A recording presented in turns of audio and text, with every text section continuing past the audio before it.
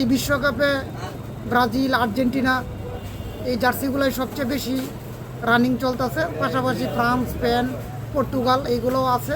আশা করি আমাদের বেচাকিনা আরও অনেক বাড়বে।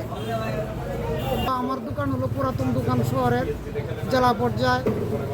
আমার দোকানের পাশাপাশি 10 থানা পাইকারি মালও বিক্রি হয়, আর আশাপাশি সদর, বাইরে মোহনগঞ্জ, কলমাকান্দা, দুর্গাপুর খুচরা কাস্টমারও আছে। বিশেষ করে লোকে খেলাধুলার টুর্নামেন্ট যে লিগগুলো চলে, মূলত আমার দোকানে এই লোকে মানসম্পন্ন জার্সি পাওয়া যায়, এই জন্যই বেশি আমার দোকানে আসে কাস্টমার।